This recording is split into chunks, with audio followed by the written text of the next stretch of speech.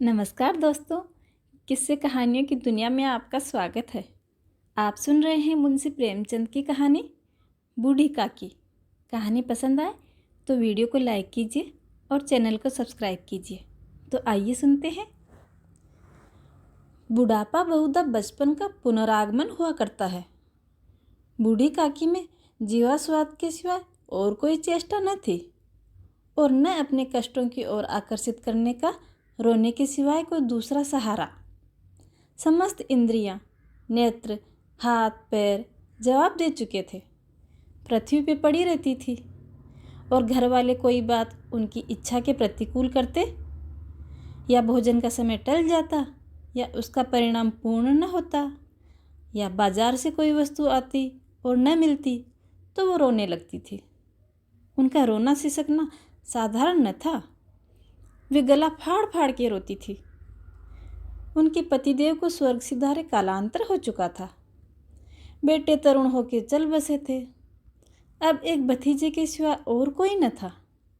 उसी भतीजे के नाम उन्होंने अपनी सारी संपत्ति लिख दी। भतीजे ने सारी संपत्ति लिखवाते समय खूब लंबे चौड़े वादे किए, किंतु वे सब वादे खाली सब्ज बाग निकले। यद्यपि उस संपत्ति की वार्षिक आय 150-200 रुपये से कम नहीं थी, तथापि बूढ़ी काकी को पेट भर भोजन भी कठिनाई से मिलता था। इसमें उनके भतीजे पंडित बुद्धिराम का अपराध था अथवा उनकी अर्धांगिनी श्रीमती रूपा का, इसका निर्णय करना सहज नहीं। बुद्धिराम स्वभाव से सज्जन थे, किंतु उसी समय तक जब तक कि उनके कोष पर कोई आँच न आए। रूपा स्वभाव से तीव्र थी, पर ईश्वर से डरती थी। लड़कों को बूढ़ों से स्वाभाविक द्वेष वैसे ही होता है, और फिर जब माता पिता का ये रंग देखते तो वे बूढ़ी काकी को और सताया करते। कोई चुटकी काट के भागता, कोई उन पर पानी की कुल्ली कर देता।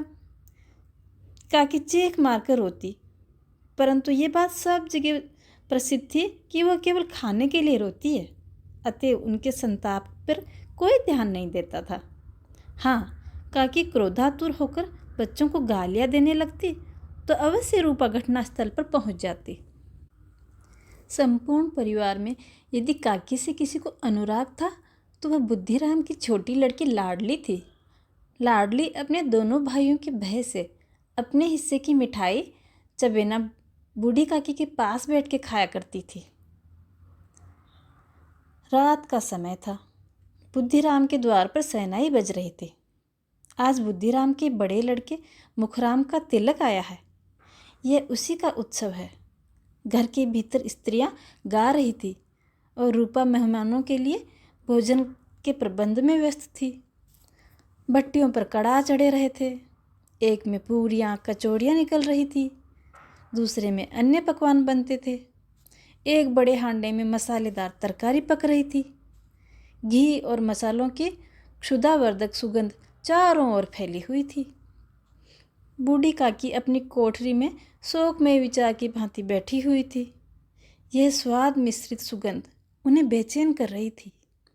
वे मन ही मन विचार करती थी, संभवतः मुझे पूरियां न मिलेंगी।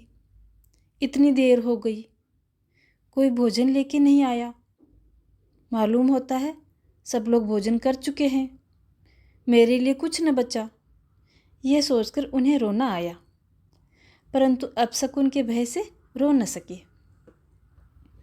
हाय, कैसी सुगंध है! अब मुझे कौन पूछता है? जब रोटियों के ही लाले पड़े हैं तब ऐसे भाग्य कहाँ कि भरपेट पूरियां मिले। यह विचार करके उन्हें फिर रोना आया। कलेजे में हुक सी उठने लगी, परंतु रूपा के भय से उन्होंने फिर मौन धारण कर लिया। बूढ़ी काकी देर तक इन्हीं दुखकाय विचारों में डूबी रही। घी और मसालों की सुगंधी रह रह के मन को आपे से बाहर किए देती थी। मुंह में पानी भर भर आता था।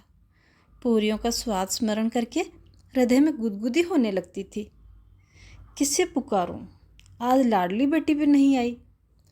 दोनों छोकरे सदा दिख किया करते हैं, आज उनका भी कोई पता नहीं। आते तो उनसे ही पूछती कि क्या क्या पकवान बने हैं। बूढ़ी काकी की कल्पना में पूरियों की तस्वीर नाचने लगी।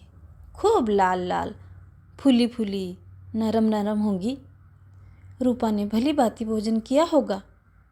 कचौड़ियों में अजवाइन इलायची की महक आ रही होगी। एक पूरी मिलती तो जरा हाथ में लेके देखती, क्यों न चलकर कढ़ाई के सामने ही बैठूं।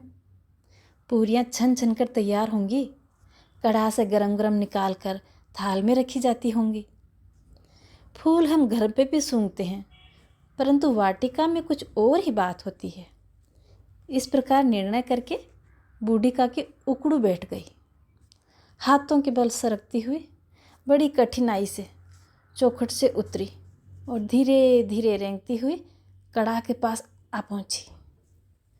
यहाँ आने पर उन्हें इतना ही धैर्य हुआ जितना भूखे कुत्ते को खाने वाले के सम्मुख बैठने पे होता है। रूपा उस समय कार्यभार से उद्विग्न हो रही थी। कभी इस कोठे में जाती, कभी उस कोठे में, कभी कड़ाह के पास आती, कभी भंडार गृह में जाती। किसी ने बाहर से आके कहा, महाराज ठंडाई मांग रहे हैं। ठंडाई देने लगती। इतने में फिर किसी ने आके कहा, भाट आया है, उसे कुछ दे दो। भाट के लिए सीधा निकाल रही थी कि एक तीसरे आदमी ने आके पूछा, अभी भोजन तैयार होने में कितना विलंब है? जरा ढोल मजीरा उतार दो। बेचारी अकेली स्त्री दौड़ते दौड़ते व्याकुल हो रही थी। झुंझलाती थी, कूदती थी, पर क्रोध प्रकट न कर सकती थी। भय होता था कहीं पड़ोसी ने यह न देख लें कि इतने से में ही उबाल आ गया। प्यास से कंठ सूखा पड़ा था। गर्मी के मारे फूकी जाती थी, परंतु इतना अवकाश भी न था कि जरा सा पानी ही पी ले।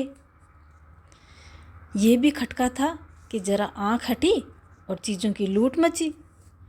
इस अवस्था में उसने बूढ़ी काकी को कड़ाह के पास बैठे देखा तो जल भुन गई। क्रोध रुक न पाया। इसका भी ध्यान न रहा कि पड़ोसी ने बैठी हुई है। मन में क्या कहेंगी? पुरुषों में लोग सुनेंगे तो क्या कहेंगे?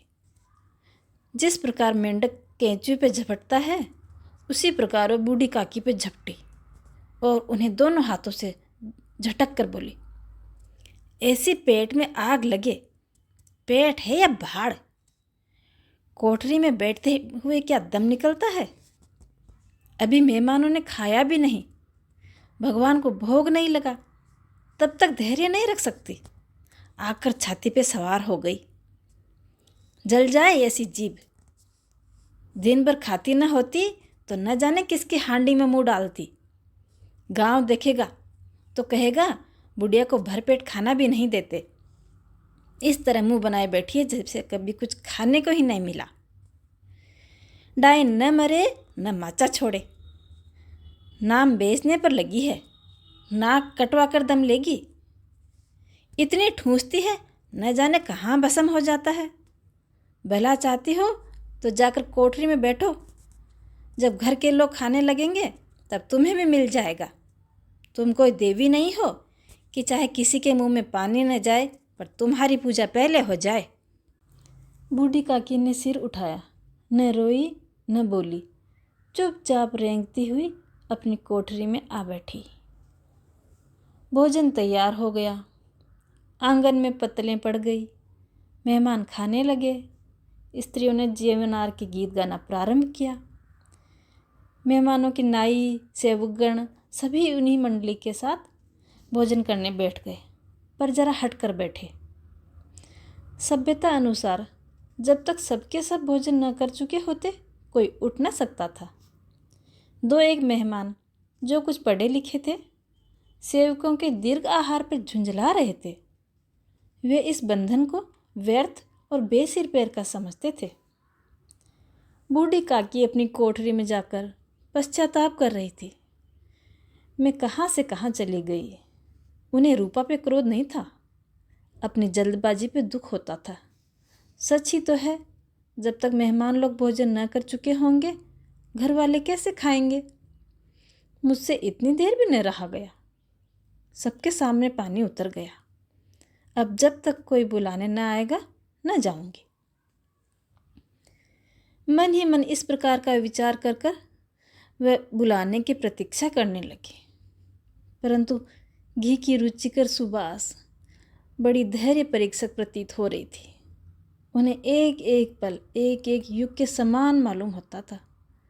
अब पत्तल बिछ गई होंगी, अब मेहमान आ गए होंगे, लोग हाथ पैर धो रहे हैं, नाई पानी दे रहा है, मालूम होता है लोग खाने बैठ गए, जेवनार गाया जा रहा है। ये विचार कर मन को बहलाने के लिए लेट गए। धीरे धीरे एक गीत गुनगुनाने लगे। उन्हें मालूम हुआ मुझे गाते हुए बहुत देर हो गई। क्या इतनी देर तक भी लोग भोजन नहीं करे होंगे? किसी की आवाज़ सुनाई नहीं देती। अवश्य ही सब खा पी चुके होंगे। मुझे कोई बुलाने नहीं आया। रूपा चिढ़ गई होगी। क्या जाने बुलाए ही न। सोचती होगी अपने आप आ जाएगी। वह कोई मेहमान थोड़ी है जो बुलाने जाऊं। बूढ़ी काकी चलने के लिए फिर तैयार हुई। ये विश्वास कि 1 मिनट में पूरियाँ और मसालेदार तरकारियाँ उसके सामने आ जाएंगी, उसकी स्वादेंद्रियों को गुदगुदाने लगा था। उन्होंने मन में तरह तरह के मंसूबे बांधे थे। पहले तरकारी से पूरी खाऊंगी, फिर दही और शक्कर से, कचौरियाँ रायते के साथ मज़ेदार लगेंगी। चाहे कोई बुरा माने चाहे भला, मैं तो मांग मांग के खाऊंगी। यही न होगा, कहेंगे कि इन्हें विचार नहीं कि किस तरह खाना चाहिए। इतने दिन के बाद पूरियाँ मिल रही हैं तो मुँह जूठा करके थोड़ी ना उठूंगी। आज तो जी भर के पूरियाँ खाऊंगी और कचौरियाँ खाऊंगी। वह उकरू बैठ के हाथों के बल सरकती हुई धीरे धीरे अपनी कोठरी के बाहर निकली और फिर आंगन में आ गई। परंतु हाय रे दुर्भाग्य, अभिलाषा ने अपने पुराने स्वाद के अनुसार समय की मिथ्या कल्पना की थी। मेहमान मंडली अभी भी वहीं थी। कोई खाकर अंगुलियां चाट रहा था, कोई तिरछे नेत्रों से देख रहा था और कोई लोग अभी खा ही रहे थे। कोई इस चिंता में थे कि पत्तल पर पूरियां छूट जाती हैं, किसी तरह इन्हें भीतर रख लूं। कोई दही खाकर जीभ चाटता था, परंतु दूसरा दोना मांगते हुए संकुचाता था। इतने में बूढ़ी काकी रेंगती हुई उन सब के बीच में आ पहुंची। कई आदमी चौंक कर उठ खड़े हुए, पुकारने लगे, अरे बुढ़िया कौन है? कहाँ से आ गई? किसी को छू लेगी। देखो देखो कौन है। पंडित बुद्धिराम काकी को देखते ही क्रोध से तिलमिला उठे। पूरियों का थाल हाथ से नीचे रख दिया और जिस प्रकार निर्दयी महाजन अपने किसी बेईमान और भगोड़े कर्जदार को देखते ही झपट पड़ता है, उसी तरह वह काकी पर टूट पड़े। दोनों हाथ पकड़कर उसे घसीटते हुए लाकर उन्हें अंधेरी कोठरी में धम से पटक दिया। आशा रूपी वाटिका लू के एक झोंके में नष्ट व्यष्ट हो गई। मेहमानों ने भोजन किया, घर वालों ने भोजन किया, बाजे वाले, धोबी, चमार, सब ने भोजन किया, पर बूढ़ी काकी को किसी ने न पूछा। बुद्धिराम और रूपा दोनों ही बूढ़ी काकी को निर्लजता के लिए दंड देने का निश्चय कर चुके थे। उनके बुढ़ापे पर, दीनता पर, हतज्ञान पर किसी पे भी करुणा न आई। अकेली लाडली उनके लिए कुढ़ रही थी। लाडली को काकी से अत्यंत प्रेम था। बेचारी भोली लड़की थी। बाल विनोद और चंचलता की उसमें गंध तक न थी। दोनों बार जब उसके माता पिता ने काकी को निर्दयता से घसीटा तो लाडली का हृदय ऐंठ कर रह गया।